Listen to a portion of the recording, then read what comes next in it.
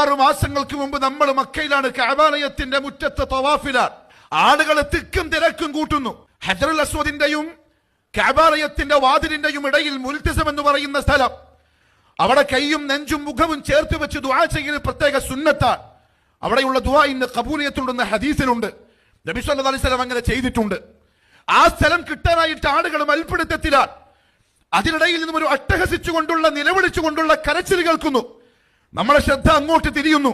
നോക്കുമ്പോൾ ഒരു സായിപ്പാണ്, വെള്ളക്കാരനാണ്. അയാൾക്ക് താടിയും മീശയൊന്നുമില്ല. ശരീരമാസകലം പച്ച കുത്തിയിട്ടുണ്ട്. ഇഹ്റാമിന്റെ വസ്ത്രം പൊതിഞ്ഞിട്ടുണ്ട്.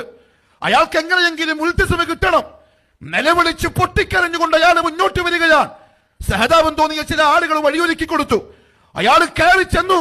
മുൽതസമിലേക്ക് നെഞ്ചും പിരിച്ചു കരയാൻ തുടങ്ങി. അല്ലാഹു എന്ന് വിളിക്കാൻ തുടങ്ങി. പുതച്ച ഇഹ്റാമിന്റെ വസ്ത്രം ഊർന്ന് താഴോട്ട് വീണു. നമ്മൾ കണ്ട കാഴ്ച, അയാളുടെ മുതുകത്ത് അയാൾ പ്രേമിച്ചിരുന്നതോ മറ്റോ ഏതോ പെണ്ണിന്റെ ചിത്രം പച്ചകുത്തി വെച്ചിരിക്കുന്നു. അയാളുടെ ചുമരിൽ കുരിശ് തറച്ചിരിക്കുന്നു, പച്ചകുത്തിയിരിക്കുന്നു. പ്രിയപ്പെട്ടവരെ, അയാൾ ഇന്ന് പരിശുദ്ധ കഅബാലയത്തിന്റെ മത്താഫിൽ വന്നത് ഈ ഖുർആൻ യൂറോപ്പിൽ ഉണ്ടാക്കിയ പരിവർത്തനത്തിന്റെ ഭാഗമായിട്ടാണ്. നമ്മള് ജനിച്ചപ്പോ കൈ കിട്ടിയവർ ഫാത്തിഹ പോലും ഓതാൻ അറിയാതെ നട്ടം തിരിയുകയാണ്. അവർ ഇന്ന് കഅബത്തിന്റെ മുമ്പിൽ വന്ന് തൗബയും ചെയ്ത് യൂറോപ്പിന്റെ തെരുവിൽ ഖുർആനും പൊക്കിപ്പിടിച്ച് പ്രബോധനത്തിന്റെ പ്രവർത്തനത്തിലാണ്.